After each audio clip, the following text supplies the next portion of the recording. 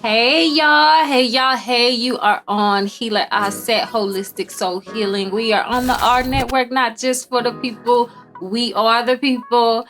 I am excited to bring our second guest.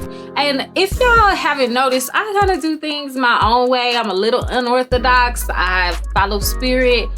And all of my guests, it will be an organic conversation. You will get to hear an eavesdrop on how we naturally talk with each other anyway.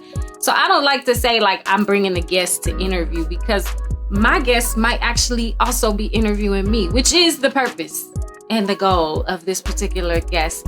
Y'all have heard me talk about this man, speak to this man in the background, celebrate this man, all of the things, because he ensures that the production of this show is consistent, looks good, all of those good things. But I want to introduce you to our second guest, wonderful guest, and my producer of this show, Domo. What up? Hey, what's up, y'all? What's up? So tell us who you are. Brother Domo. Huh? You can call me Brother Domo if you like. You know what I'm saying? I'm just another man, just trying to make it work however I can, you know what I'm saying? Just trying to fulfill dreams and continue legacies. Yes, and not just fulfill your dreams. Like, Domo is helping fulfill a lot of people's dreams. Him and Tux with our network ensure that there's a platform for us, by us, that we can continue to be authentic in how we're presenting ourselves, which was what was so appealing to me. I've known Tux for years, so getting to know you this past season and like you seeing my crazy and like, okay, let's figure this out. But I want folks to know who you are, because I'm always saying, Domo, am I okay? In the back, as y'all know if you've been on the show. And yeah, I just appreciate you. Also, Domo has his own show. Tell us about your show on our network. My show, it's Friday Funk. So you can catch us every Friday, 7 p.m.-ish, okay? Around in there. We okay? still black. Yeah, we still black. We keep it ish. Okay, our time is ish. Okay. It's a drum show. I take already known popular songs that's out there, and I just try to make a little bit more funky by playing on the drums. Yes, that's and it. He does. I was on yesterday and was feeling it, and he allowed us to decide what next week is going to be. So I was the first one to say, go old school, go old school, go old school. I'm always say that because I'm becoming an old head. We were talking about this earlier. Seasoned, Yes, old. What it means to become seasoned. Right. Okay, right. I won't say, I don't mind getting old, but whatever. Okay. That's fine. Be old, but you seasoned, okay? Yes, the season. So I've had the honor of like getting to know you organically just from doing my first season on our network and seeing how committed you are to this. So tell me why our network? Like, why did y'all say we have to do this? Like, what is your passion behind this network? Let's go and get comfortable with it. All right, well, for myself, I started, let me backtrack a little bit. I was working like everybody else, 9 to 5s. I was actually doing, I ain't gonna say the actual job name, but I was doing delivery. Okay? I was delivering packages and stuff. And I got into an accident, man, and the job didn't act like they wanted to help me. I'm working for you on your clock and you don't want to help me. So that there prompted me to want to do my own thing, pretty much be my own boss. You know what I'm saying? So I was talking to one of my cousins. Shouts out to C4. Me and him was talking, and it came to my conclusion that everybody is like this with their phone, right? Yes. So I figured, why not I get behind the camera and I take the pictures for you? So from there, I've been doing photography and stuff like that ever since 2017. Yeah. 2017, and then I want to say I met Tux for the first time through another constituent in 2018. I want to say. Maybe 17 or 2018, somewhere around there. And it was just like a click of marriage just off the bat. Like we both had the same kind of vision and goal, and we wanted to hit it without any misses, any strikeouts, anything. You know what I'm saying? So from there, we just we created this brand called Our Network. Pretty much is like pirate media back in the day. You know, you could get on the radio and you was able to pirate a channel or something like that. So that's what we do. We pirates, all right? Yes. We do what we do, and we just provide the best quality possible for the community and just give it back to all that, that was given to us. Give it back into the community. Yeah, and shout out to Tux. I've known Tux for years and just in community work and whatever. And he's one of the very few, and let me be very clear, very few people that I trust and like rock with. Mm-hmm. And when he was bragging about you, like, I'm like, all right. And you can ask him. This is a real conversation. He's like, my partner, like he's speaking highly of you. And I'm like, Tux, I don't trust nobody. Like, I don't trust nobody. I don't want to be working with folks. I don't like, and he's like, nah, this is my guy. Like, you gonna trust me. This is tribe, like all of this. And I can't say he was wrong. Like, he was absolutely right. The moment I came in to start doing my show, like, it just was like, all right, Doc, what you want to do? Let's figure it out. And how do you get it done? Mm-hmm. And I'm kind of a perfectionist. So like being with you has been able to like, no, I said, let it flow. Like, just be cool. Like, it's okay. I'm glad you have a format and it's okay to go off of the format. Right. So, So how many shows are we producing now this season? So in season 9, we have 13 shows. Wow. I could go straight down the line of who we have. But yes, please do. Please do. All right. Mm-hmm. Well, of course, we got the Auset show. Hey. Killing it. You know what I'm saying? We got the Auset show. We have Life's Little Gems. We have Sid Diddy Scene. We have Hello Colorado. We have Gay Point. We have Bet Debt. We have Friday Funk, of course, right? We got who else? There's Mackin' in 100x6. We have My People with Uncle Tux. And then we have Round After Round. That's a boxing show. Shoot. Oh, we got oh God, come on now. She's so funny to me. Sheen Show. We got the Sheen Show. I feel like I'm missing one. We have 2 more actually. We have 2 more on the way. Oh, Elephant Room. We have Elephant Room. And we have 1 more that's on the way. So yeah. 13 strong. Oh. I hear somebody in the back. Do we have an interjection in the back? I was going to say the drip, I believe. Oh, the drip. And the drip. We have a music show as well, the drip as well. So yeah, that's probably put it as 14.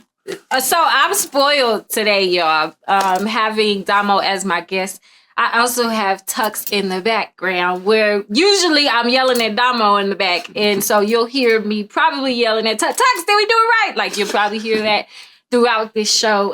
So I get to have both of the creators, the innovators, the fathers, the babas of our network are in one space. And this is rare for me because I usually record in a awkward space because I live in Atlanta, but I make sure that I come to Colorado and this is a priority to me. Like, let me also say that, like, coming back and I don't want to be anywhere else but our network. Like, that's very, very clear to me. So like, I'm being intentional about, okay, I'm coming back early to make sure I can do my shows. And like, that's the commitment. And it's really because y'all have given that commitment. So I just want to like shout that out.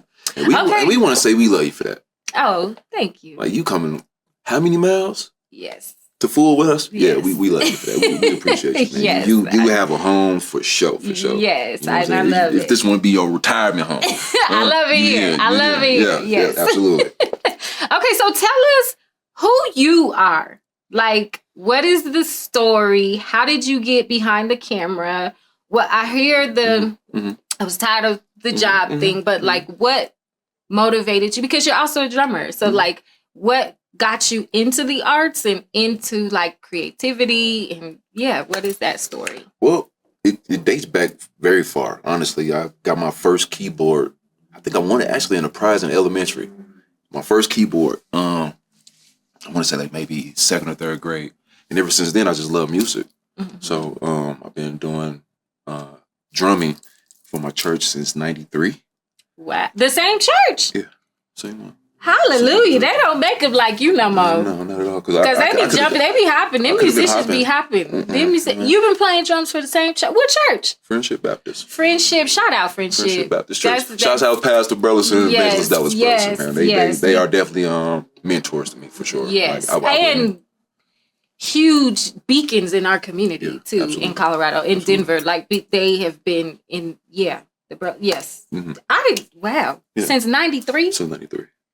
Yeah, that's a long time. I've been doing that since '93, and then I just always been a natural performer. Mm-hmm. Like stage presence has just always been my thing. Like getting up and speaking has always been tough, right? But to get up and perform, man, all day long, I got you. You know what I'm saying? So you out of your element doing an interview? Yeah, I am. But this feel good though, because I still have to, you know what I'm saying, get adjusted to. Because I got my own show, so I have to still be able to talk to people. So I'm with it. Yes. Nothing, you know? Yes. Okay. So you got it. So you've been playing drums since '93. Since 1993. And what else have you done music wise? I've done actually. Well, that's crazy. I wouldn't call myself a rapper, but I did used to do some rapping. You know, okay, I know, right? So I produced quite a few songs. If I was to go back and look at my archive, I got like maybe close to 150 songs. Wow! Wow! Wow! Yeah. But okay, let's go back to the rapper thing. Y'all know I have said this throughout the whole show. I'm a hip hop head. What do you mean you were a rapper, not a rapper? What does that mean? Well, because it was more. Either you an MC or you not. No, it was a hobby. It was a hobby. Yeah, there we go. It was a Did hobby. you record? Yeah, I recorded. So then you a rapper. Nah, man. There's just like I'm not like I would say I'm a musician, but I'm not a dope drummer. There's some cats out there that's just nasty on the drum. So I'm not. Okay, I would say when it comes to rapping, I could put some bars together. I could make it make sense.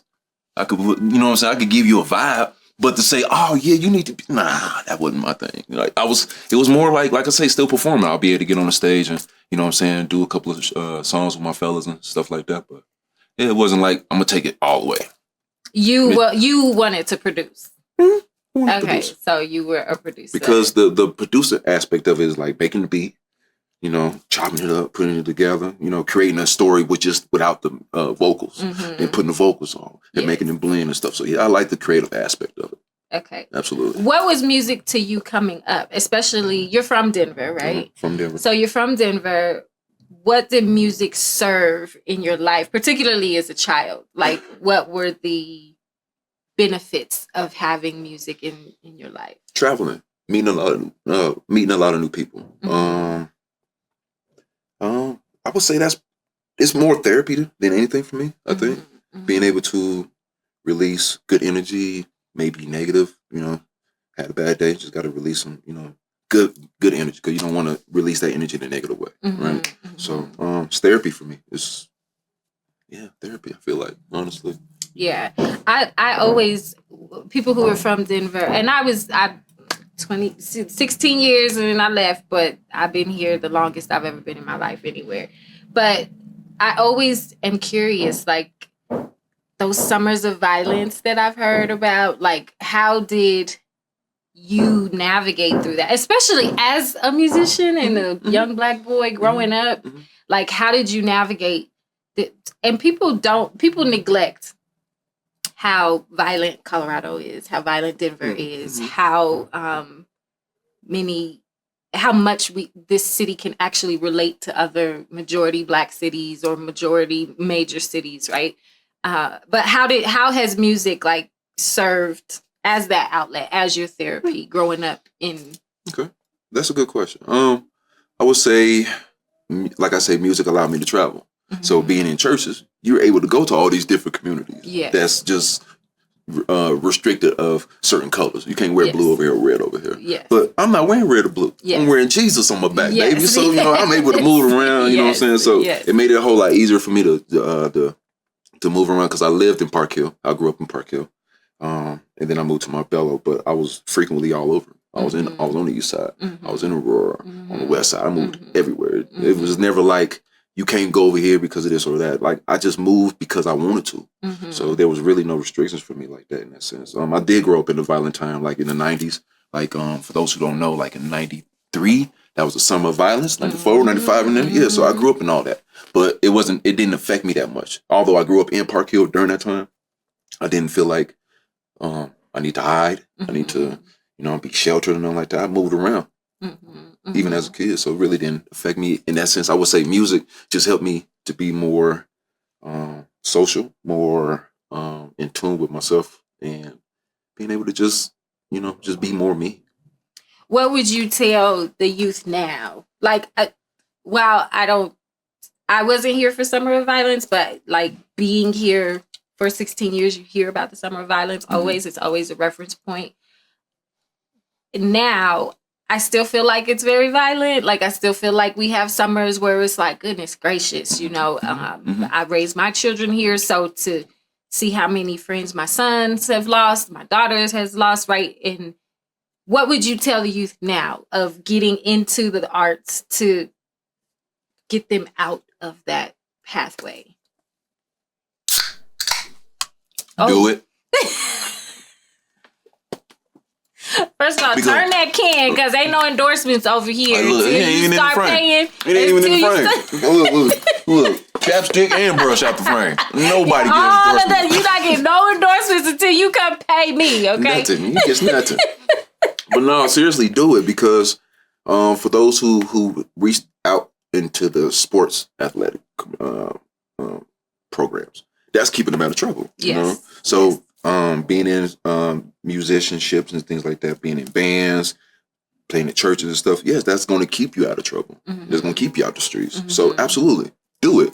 You know, if you're, I know it's tough nowadays because we didn't have social media. Y'all have social media. Yeah. So you have so many things that you have to live up to. Mm-hmm. You know what I'm saying? I would say just open your eyes and your mind and your hearts to the possibilities of what's out there. Don't be just so boxed in and trying to keep up with the Joneses, pretty much. So yeah, use musicianship like sports or whatever, a way out, if you would, because it could take you far. Absolutely. Absolutely. Yeah.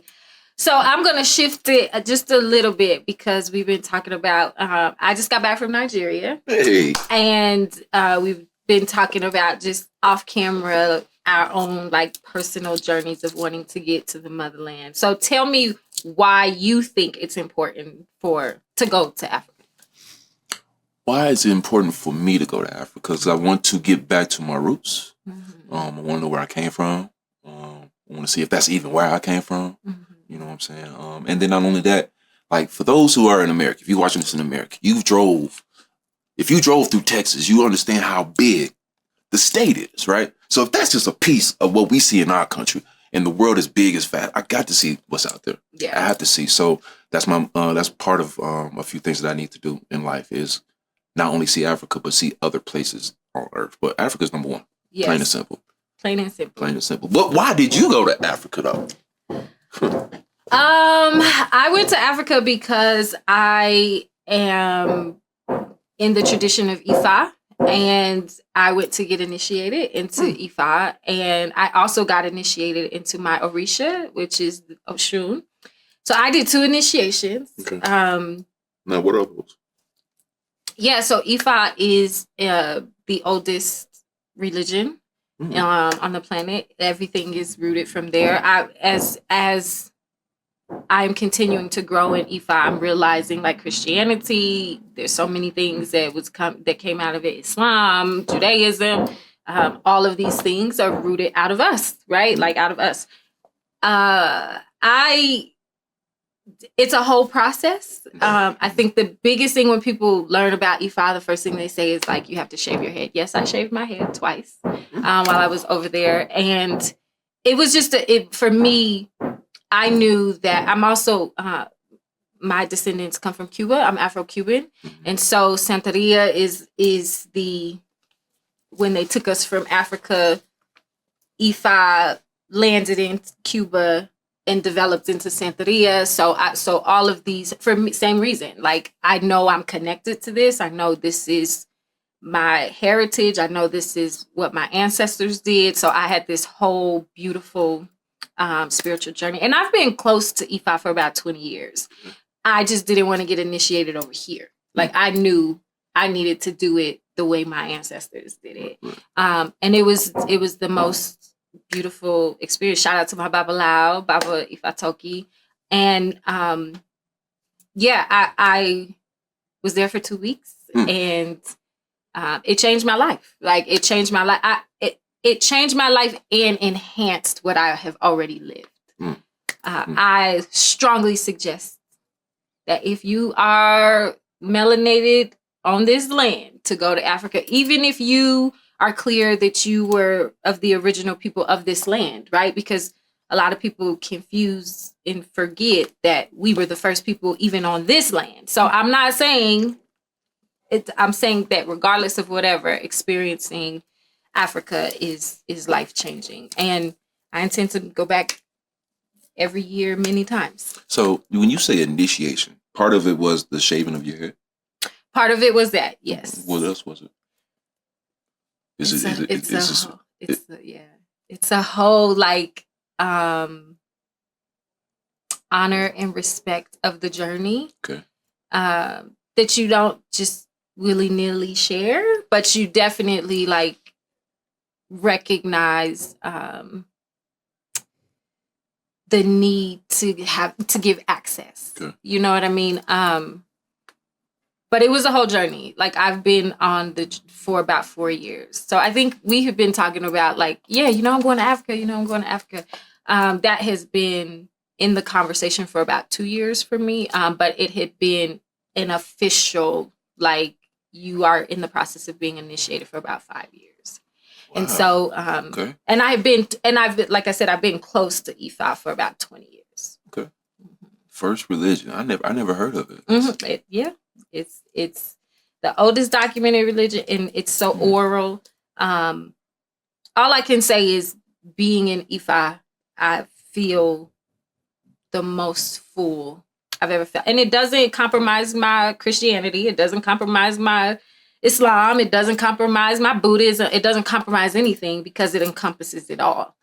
So I wouldn't say like I'm not showing up in Christianity, or I'm not showing up in Islam, or I'm not showing up in Buddhism or anything else, because it's where it came from. So okay. It's not like this conflict. It's not this, I'm very clear. I remember my grandfather's Bishop Asen Phillips. I guess that was my first guest. I need to stop saying that. I guess he was my first guest. He was my first guest. But I remember like having the conversation before and after, and him saying like, you just experienced what it means to connect to your roots and God. And so, and I lean to that. I lean to my father, my grandfather, my uncle, to ensure I'm like spiritually aligned, a little bit.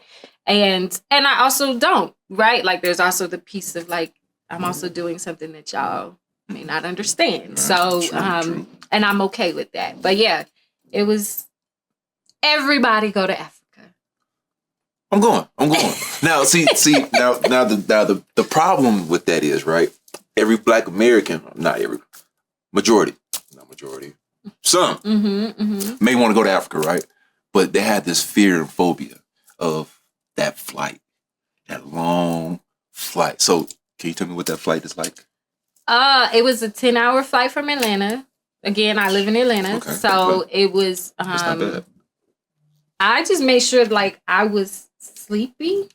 That's the best thing I can say. I was sleepy, and being sleepy, I was able to sleep. And then I watched like 2 movies, and that was it. Okay. That was it. And like, they feed you 2 meals. I flew Delta. They feed you 2 meals. I wasn't in the top tier, but I was in the second top tier. So I was comfortable. So when you're on the flight, it's not the regular small seats. No. So it actually is bigger seats then. Yeah. Well, you can get the smaller seats because they're cheaper. Of course. So you can get the smaller seats. I didn't get them, and I'm little, so like a small seat doesn't bother me. Okay, that makes sense. However, who I was traveling with needed to be comfortable, so we did get the bigger seats. But I would have been fine in the small seat. And then so there's tiers. Okay, so you have the regular, the cheap. You know what I'm saying? And then the next tier is where you were, and there's a tier above that with a bed. Oh, so that exists? Yes, they have a bed. They had a whole bed. You can see it like through the, it's like a curtain. You can see it like they are in a whole bed. Because I seen the video of somebody, it's like a door. Like you actually open up the door, right? And then there's a seat right there. There's a bed over here. There's another seat over there. There's those flights too. I wasn't on that one, but there are those flights too available. Okay. Yeah. 10 hours from Atlanta. Okay, that's not bad. It's not bad. It's not. And then most of it is not even going to be water anyway. Oh, no, most of it is water. Most of it is water. I didn't sit near the window, so I couldn't see, and who I was traveling with didn't want to see. Okay. So I didn't see the ocean. I may have had a different experience if I did on that flight, because that's scary. You know what I mean? Like, that's the whole ocean. Like, you can't. That's the whole ocean. Trust me, I get it. I get it. I would probably traumatize myself too, just looking out the window. Like, there's nothing out here. No, I just get me to land. Okay. That was. Okay. So once you got to Africa, how was it like when you first got there? Like, was it like coming to America? Like, not coming to America. Did they welcome you with open arms, or? They did. I landed, and I shared with you, and I've been laughing about this. I was there for 14 days, and I had 16 marriage proposals. And immediately, and you think it's extreme until you understand their culture, right? Like, the culture is, I see your spirit, I see your energy before anything else.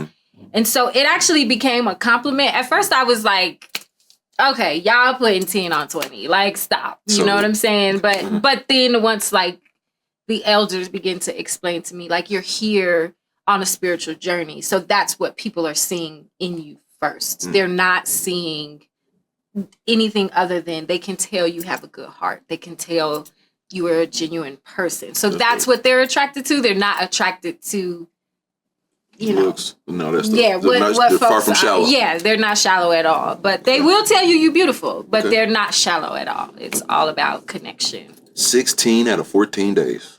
I was talking about, that gotta be a record, Jack. Put that in the books, baby. I got 16 proposals. I think like half of them don't count because they thought I was young. No, they count. I don't think they count, Domo. They thought I was like 23. Okay, it don't matter. That doesn't count. Yeah, like, that's if they said I'm a prince and I can make you a queen, that counts. That's one down. I don't think they count. Yeah. And then because I'm there doing spiritual work, when I'm saying no to all of the suitors, they're assuming I have a husband back home. And I'm like, nah, I don't have no husband. So, like, I'm like, I don't do husbands. And they like, what you mean? Right? So it's just the culture. It was fun. It was flattering. Okay. Once I realized it was the culture. So you went over there on business, I'm pretty sure, right? Yes. Okay. What was the agenda? My spiritual journey, and then to make connections to, my goal is to create, so, summer camp for VPAC, we take our students to Atlanta. This 2025, we're going to New York too.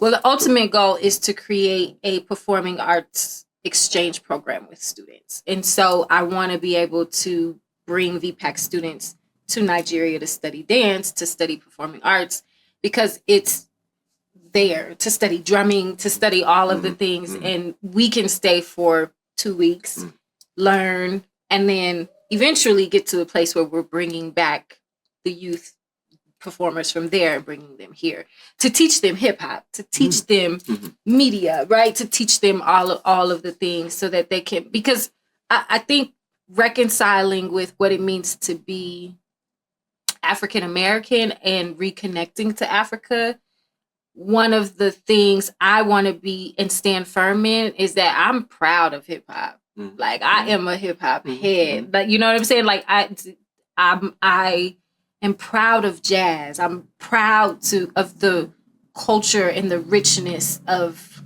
what my ancestors had to go through, and then we still created the most influential systems of the world, right? So reconciling those two things is to me, I hope to be a bridge. I hope to say, yo, like, I do want to learn Yoruba, but like, I do want to learn Ifa, and y'all need to know what hip hop is. Like, y'all need to know, like, hip hop is not just what you're getting, right? And it's dope. Like, it really is humbling to be over there and you seeing murals of Pac. And you seeing, like, people blasting Biggie. And I'm like, do you understand, like, what and how important this is for me to go back and be like, yo, they over there talking about Lauryn Hill. They over there right? And so, but may not know the full capacity of the culture. And so like vice versa, like I think that there's something to be exchanged. I think there's something to be shared, honored and respected. Of course, Africa is the birth, and Africa is where it all started.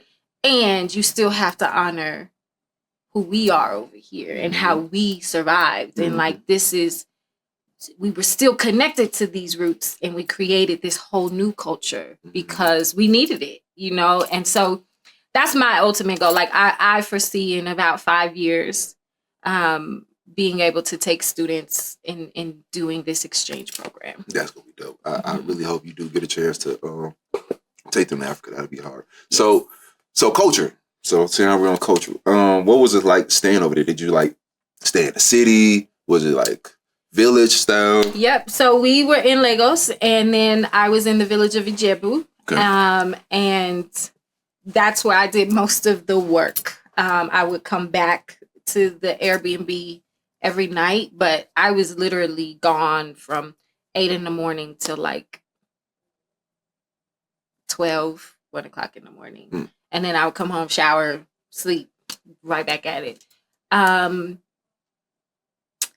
I guess I could share how I had to humble myself in realizing that I am American. And and even as an American, the disconnect of feeling American because of the disparities that are in this country systemically for folks who look like me. The first 2 days that was a beautiful picture. Thank you, Tux. That the first couple of days, like I'm there, first 2 days I'm there, and you don't know poverty the way that you see poverty over there. And my initial wanting to fix, wanting to help, how can we figure this out? Can we do something different, right? And wanting to move in this way, that was my priority. When I was over there, I realized that love is the currency, not money. That's dope. Valuing character is more important than material things. Knowing that you come from good stock, that the community trusts you, is worth more than gold to them. And so quickly having to adjust and say, like, my money is not as important as my person, as my spirit. One person eats, everybody eats. Like, the villages come together to really, really coexist. And I have never in my life seen a group of people go to God for every single movement. I think I told you, like, what's for dinner? I don't know. Let's go pray to see. Is it fish? Is it goat? Is it right? Like, is it what? And literally, God is moving every single step. That's and crazy. By day 4, you don't even. This isn't poverty. I'm in the richest experience I've ever had in my life. Like, this is not. There's nothing that's impoverished. There's nothing. What are you talking about? And so I quickly understood why the audacity of saying this is poverty is asinine, because the love is so real. And I've been in culture shock. Honestly, this is even coming back to record the shows and coming back to Denver. I've been in a cave because it's a culture shock to have to come back to such individualistic, such gotta be a lot. Yeah, it's a lot. So, like, I just want to be around people I know love me now. Like, I just want to be around reciprocity. So I'm moving in a totally different way. I'm not as accessible, and I always kind of wasn't that accessible, but like now it's like I don't even want to talk or be outside. You know what I'm saying? Because it just feels dangerous. It just feels like. And I know a lot of it has to do with, I just went through initiation, so I'm vulnerable right now, like all of those things. But yeah. That's amazing. The fact that you say currency, love is now the new currency. Yes. Right. So, yeah, I understand why poverty is no longer a situation, because here You know, we look at everything like it needs to be perfect, it needs to be neat, this, that, and the third, because we paid for it, right? Our money, Yes, right? yes. But going out there understanding that I don't have a problem, we have a problem. Yes, yes. That's dope. Yeah, one of my babies, one of the young men who would be with, every time I came to the village, he came to be with me, take my bag. He's with me all day. And he overheard me sharing, like, well, what if we did this and what if we did that? And he said, Mama, we don't need your help. We didn't ask you for your help. We need you to take to your people what you got from over here, which was love. Mm-hmm. You know, you can, I know I've built VPAC on the same principles. Like everybody's mama, everybody's baba. We are a village. Like I've built VPAC on this idea, but it has only been an idea, Right. because it's you're only going to engage in village principles if you're a part of VPAC. To go to a whole village that this is literally how they are, and I'm coming in, right? Like it was so humbling, and it was just It seemed very powerful. It was. There's no words really. Culture shock. Yes. Like yes. for real, to the full. Because it's a good shock. You know what I'm saying? Knowing that the possibilities of positivity is out there. Yes. You don't have to take the same energy that you had in America and live that kind of way in another country. Yes. Because it's totally different out there. I like that. And then the fact you said you was out there for 2 days, well, 14 days. Yes. The second day, right, it was still kind of like you were still a little Americanized, Yes. right? Yes. Looking at all the trash and stuff around, Yes. right? So that means you definitely need to be in Africa at least 2 weeks At least. so you can At get past At your normal Western civilization thinking. Yes. Yes. Absolutely. Okay. And then I think there's always this question of what is more valuable? Money and materials and living comfortably, or love, community, being amongst your own. Mm-hmm. And by far, love, community, being amongst your own. Mm-hmm. Like I would, and I'm successful, quote unquote, right? Like I've made a great life for myself and my children, but I would rather that any day, because it feels like it's not counterintuitive. It feels like God is in it. I could go on for days. Like I could go on for days, and there still isn't enough words to explain That's what the experience was. I love it. I'm going. I'm definitely going. Yes. So logos. I've been looking up logos. So that's the capital. Yes. I've been looking at the currency exchange. It's like what, $1,600 to $1. Oh gosh. That don't even matter. Listen, it doesn't. It doesn't. Like literally, if you can save $40,000, you can probably live there for 2 years. I was gonna say a little longer, right? Yeah, I mean it's literally, and again, there's so much more that you get from it, right? Mm-hmm. Like, yeah, you might only have to pay what's $20 a month in rent for us, but you get such a village. Like, there's people who are gonna come and make sure that you've eaten. There's gonna make like it's. Now, for us as Americans, that may be a little hard to do because we're some that's been like ingratiated in the city life. That'd be kind of hard to go into that village life. Yeah. But before we even talk about that, what is it like even living in the village? Because you stayed in the village the whole time, right? But you went back and forth to your Airbnb. Yes.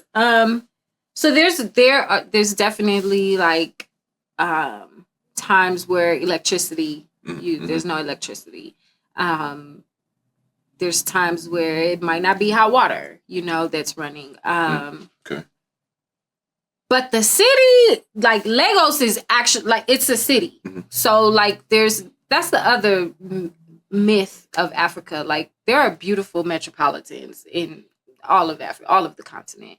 So the city is the city. Like Lagos is like New York. Okay. And it's like y'all are on my nerve. Traffic, like same thing, right? Same feeling of New York. Okay. But New York though. Yeah, Yikes. New York. So I was told it was more like a Miami, so it's more like a New York. So it's a whole real fast pace, a lot of people. Well, they're probably saying Miami because there's access to the beach. But I mean, it's fast paced. It's hustle. It's okay. Same. It's a combination. Same okay. thing. Okay. All right. So the village life, was it like huts? Was like real huts with no paved roads? Sometimes electricity, sometimes hot water. Yeah, I mean it's beautiful, beautiful villages with some, and I don't know if hut is the right word. Okay. They're homes. Okay. They're homes. Okay. But Sorry about that. it's full like cement walls. Like, I mean, it's full like walkways, all of that. It's just the way that it's designed is designed as a village. So it's not like my house is over there and your house is 5 miles away. Like, no, we all live together. Okay. And we all are in community together. There's no such thing as no one is ostracized. Mm-hmm. Like in Ifa tradition, especially, even those who are not with ailment, they are still fully embraced and fully accepted and actually celebrated. You know, like if there is a difference in you, like maybe you were born without an arm or something like that, like you were actually celebrated as being connected to God, and like we want you in the village with us because you bring blessings. So like if you came into this life with an ailment, that means that you are actually even more special. So there's not like this, you know what I mean? So like there is no black sheep. No, there's no black sheep. Like everyone is loved and embraced and taken care of. And I'm not saying that there wasn't no arguments. Like I saw some arguments with mamas throwing shoes, and you know what I'm saying? Like I saw some arguments now. Like I'm not saying we still aren't human. Okay. But it was resolved so quick. VPAC, we do something called Healing Circle. I witnessed Healing Circle in real time outside of the created environment that we create. No, we got an issue with you, Domo. Everybody is coming around. We all about to put you in. We all about to say what is going on with you. And we gonna heal it. We gonna get through it together. And then we gonna hug each other and ask you what you want to eat. And I'm gonna go make you your plate. You know what I'm saying? Like it's no beef. See, what I like about that is you have two choices as an American going to Africa. You could go to Lagos. You could go to Lagos, right, and still live.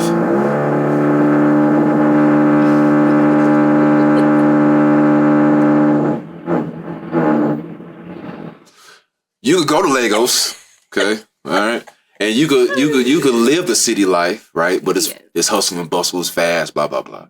But there is actually a benefit to being in the village. Yes. You may have to sacrifice your city living, your city style, but you gain so much more. You get a large family that cares about you. And let me say too, it's not Genuinely. either or. There's really no such thing as either or. It's yes and. So there's city folk, but they still understand I need to tap into village. So they're still going to come to the village to get their healing. They're still going to come to the village to get their medicine. They're still going to come to the village. So like it's not a separation. And then the village folks understand I need to go to the city to get my materials. I might need to go get my beads, right? So there's not a full distinct separation. There's still such a respect for the African traditions. So there is a lot of influence of westernized, standards. However, there is still a very clear, you still need the village. You still need the elders. You still need to fast. You still need to, in the same sense, we know we act a fool and we still need to go to church. Same thing, right? And so there's this connection to village that you're never not connected. I like that. You're never not connected. And like even going into the city, when I was going into the city, as I was going through, everyone understood what I was going through because you have to wear a particular garb, you look a particular way, right? So they know like, oh, Ianifa, yes, and they're celebrating you. So it's never a either or. It's always yes and. How do we figure this out together? I like that. I like that. There's so much love I see. There's that's there, that's tapped into that continent itself. So I love it, man. I'm going. I'm there. Yeah. I'm there. Yeah. So now, the next question is the language barrier, right? Is there a language barrier? Absolutely. I was surrounded around folks who speak Yoruba. And so Yoruba language, it is, first of all, let me say this. English is the most bastardized, horrible, you can't connect to really express yourself language on the planet. Wow. This is even in my days of studying Arabic and Hebrew, right? Like English is just a horrible language for what language is meant to be. Yoruba is, on the other hand, is so expressive. It's so, they were describing my left foot. And what got translated back to me was the ability to stomp on the God-given ground to bring you balance. Was the description of your left foot. So imagine those, right? And so it was, sometimes I had a translator, sometimes I did not. And I really had to just surrender myself into the language. And then I began to understand it. Because it's bigger than words. Yoruba language is very expressive, and so it's creative. It's performative. So you will see them versus I'm saying, how are you doing, Domo? How are you doing, Domo? Right? And so all of that is a part of the communication, is a part of the language. And so yeah, there was for sure a language barrier. Shout out to Malu. He was my translator. And he continues to work with me, like, because I want to continue to learn. So like he's continuing to, like, we're texting back and forth on apps and like making sure, and I'm taking the initiative to learn. So the language barrier is real, but they do know English. English is the second language. Okay, so first or second. So from your description, are they saying this in their native tongue or in English? Both. So crazy. it will be both. So if they know that I don't know Yoruba, they will share. Translate. But when I'm sitting with the elders don't know English. You know what I'm saying? Like the elders are like, I know Yoruba, and I'm gonna speak to you, and you're gonna have to catch what I'm saying. You know what I'm saying? And you're gonna have to catch this energy. Yeah. And so, okay. So it's both. So you can be like myself, don't know lick of Spanish or French or nothing, just know English, Ebonics. So you go over there, you still communicating it around, and not be lost. Yes. Okay. Oh no. They I can't remember if they were telling me English is the first language now, but everyone knows English except usually the elders, but everyone knows English. So by English being the, because I also heard that English is one of the hardest languages to learn too. Because it's stupid. It's very dumb. Yeah, because it's stupid. It's because it doesn't make sense. Every other language has a science that goes behind it. They have a rhythm that goes behind it, right? Which is why it's sort of called, just what you said, Ebonics. We created that because we come from our ancestors where language was more than just a word. It was a meaning, an energy, a spirit, an expression, and all of this. And so, English is only hard because it's stupid. It's not, there's no, when we talk about linguistics, there's no science behind it. The way that Arabic is, the way that Yoruba is, right? There's no, it doesn't connect you to everything. Dumb as hell. Like it dumbs you down. Yes. Where and where, there and there. Yes. Silent letters. No. Don't you get rid of that silent? They don't understand none of that. They're like, that makes no sense. I don't understand why you say this like this in English. So it's safe to say that English is probably a dead language. Absolutely. Absolutely. There's no energy. There's no, absolutely. Yes. Especially when you, and again, I'm not fluent in any other language, but I have studied the science of the language enough to, particularly Arabic, now Yoruba, and I can, you feel different.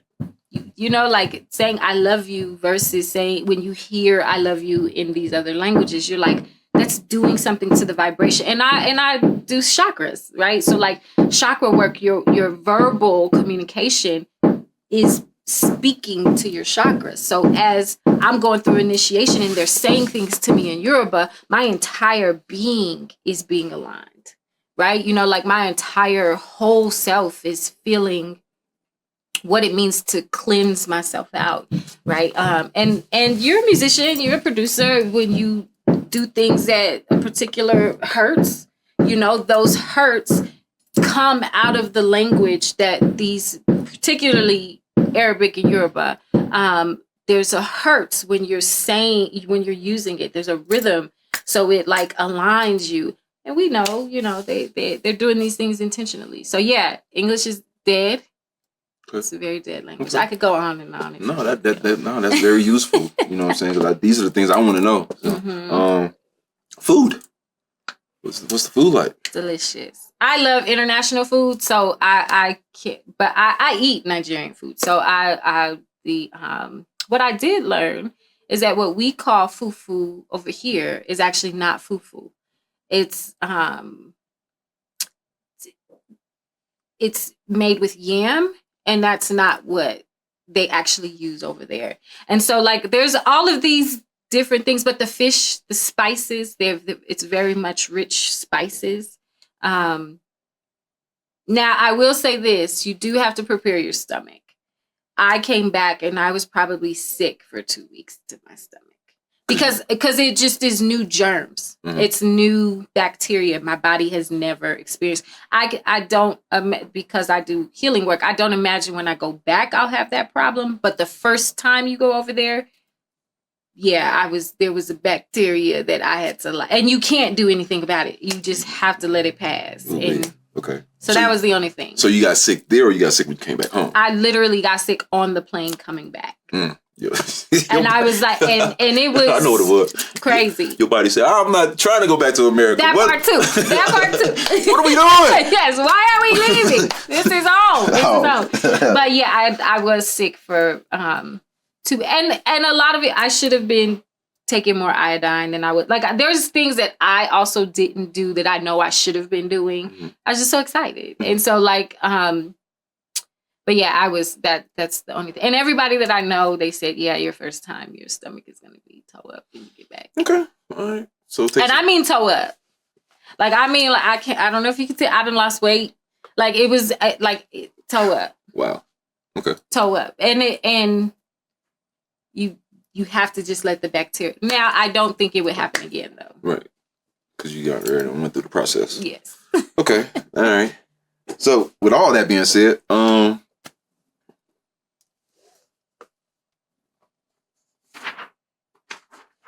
I super appreciate it. Got it. So being able now to be there. So my last thing would be, would you stay there? Would you move there?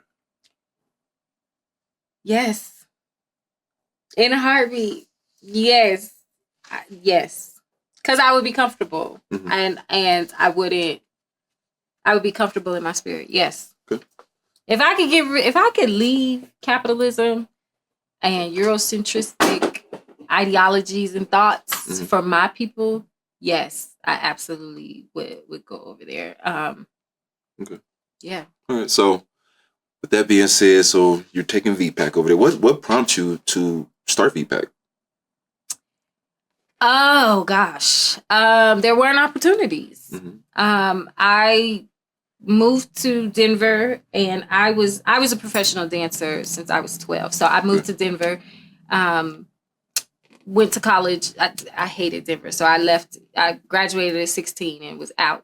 And then came back. And my little sister, I come from a performing arts family, but I'm the dancer. Everyone else are singers and I sing too, but like dance was my thing.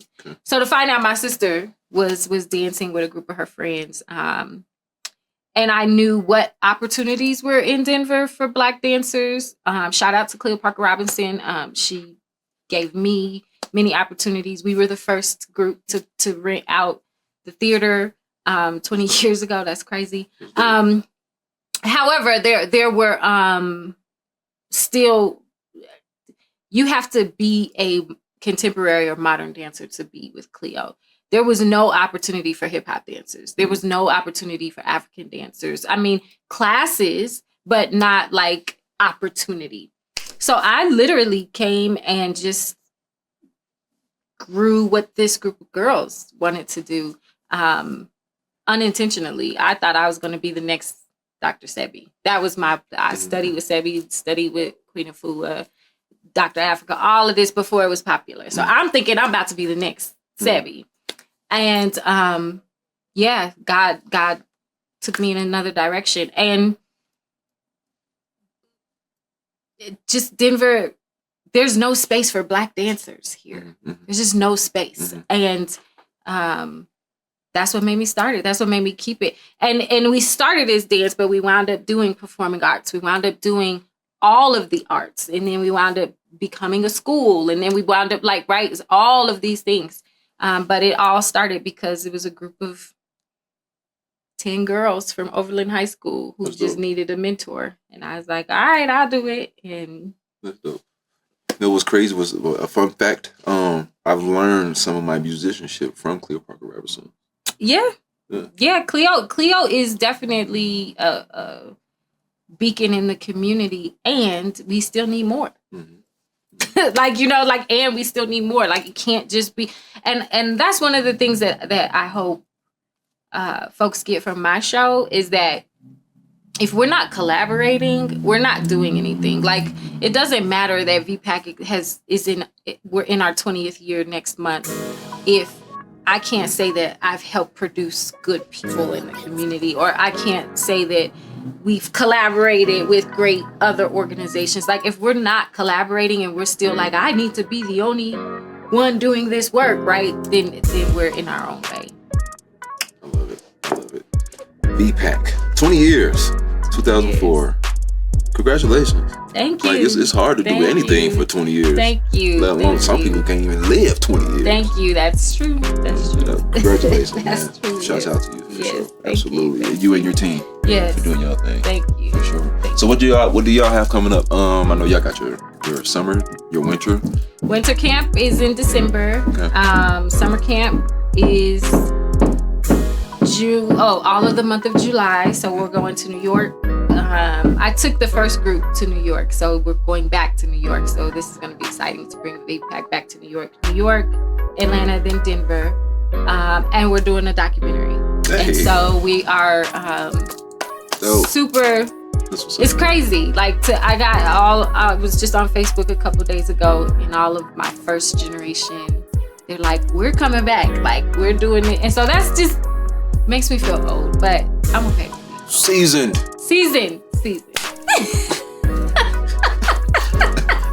Stop it. Seasoned. Yes. How many years has our network been here? Now 6. 6 years, 9 seasons. So that's congratulations to you too. Thank you. You know, me and my partner Tux, we gonna keep this ship sailing as long as possible. Yes. Absolutely. And I'm gonna be right here, like traveling the world, like Nostradamus, together on our network ship. Absolutely. Welcome aboard. Yes, I'm glad to be here. Glad to be here. So, what else you want to know about me? Because I know there's a couple more things. I know. Come on with it now. Okay, got me so on the hot seat. Okay, so listen, y'all. I asked him, is there anything off the table? So I have to ask, because this is just a question that is gonna get asked anyway. I've been doing podcasts for long enough to know the question is gonna come up. What is love life? What is dating as a Black man in Denver? Please explain that. So, love life in Colorado. What is that like? It's a mess. Are you single? No. Okay, so ladies, let me tell you right now, don't be in my comments, don't be in my inbox, don't be in my text asking me questions, because every time I have a guest, this is what happens. So don't even ask. He's not single, but we're going to continue the conversation. Okay, go ahead. Like I said, it's a mess. Like I say, social media has played a major part. I believe in that, because it used to be a point in time in life where, when we grew up, right?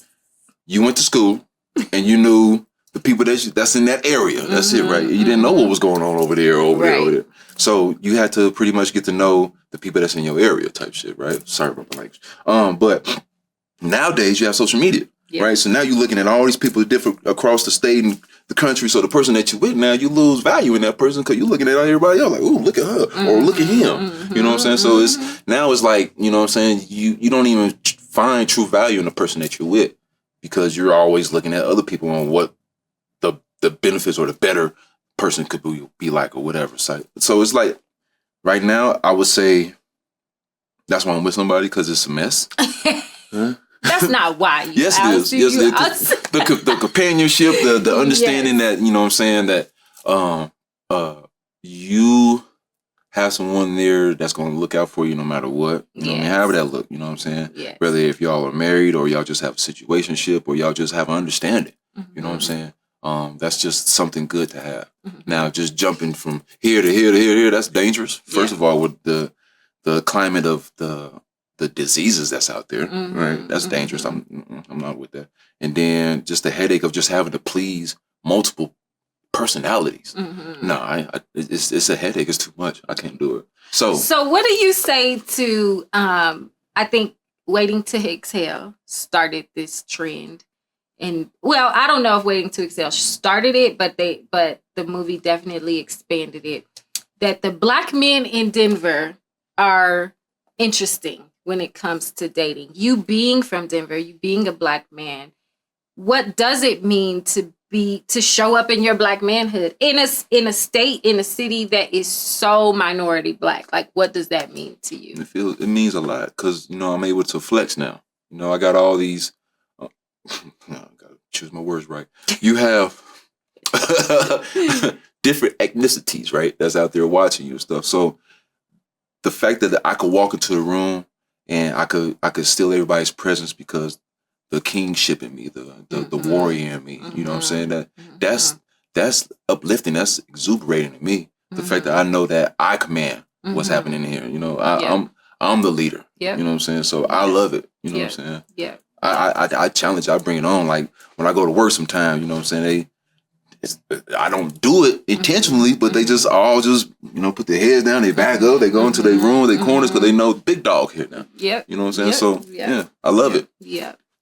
Well, ladies, I know that question always comes up anytime. And when I have women on the show, men are also asking the same thing. Is she single? What's up with her? So I'm going to get it out the way so you can not be disrespectful in the comments. He has a woman. Shout out to Domo's woman for being good to him and all of that good stuff.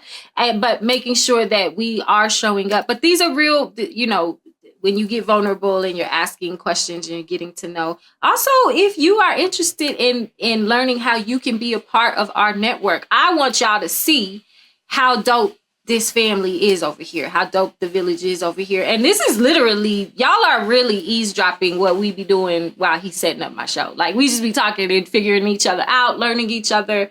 And that's what I hope that all of my guests, it will feel like you're just eavesdropping on our very natural and organic conversation. Sometimes it'll be me leading the questions. Sometimes it'll be my guests leading the questions. But I love what I do. And it is an opportunity for us to show what healing looks like, to show what healthy exchange looks like, to show what respect looks like. And I'm honored that I was able to do that with Domo. We're going to have Tux on this show. We're going to have Sheen. We're going to have everybody on the network will be doing an interview on this show. So as you are watching, just know that my goal is to continue to elevate and highlight what our network is doing and what I'm doing. So thank you, Domo, for being on the show. Yes. Mama Auset. Thank you. You know what I'm saying? Put me on the hot seat with the green on me. We green on the green couch. Yes. What? Yeah, I love it, man. This yes. is dope. I love y'all. Thank y'all for being here. Go visit me, www.healerausetmiriam.com. All of your healing needs, from you personally to you as a couple to you as a family. Whatever you need to detox your system, doing all of that stuff. I love what I do. We're going to say goodnight. This is our network, not just for the people. We are the people. Maybe it's good night wherever you are. Maybe it's good morning. Maybe it's a good afternoon, wherever you at. We're going to say peace and blessings. Be well, be well, be well. And we will see you next time. Peace.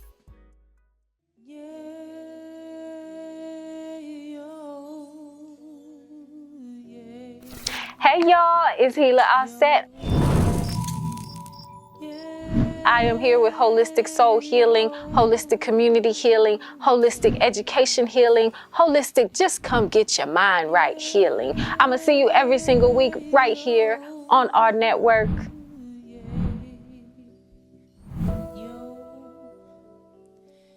Not just for the people, we are the people.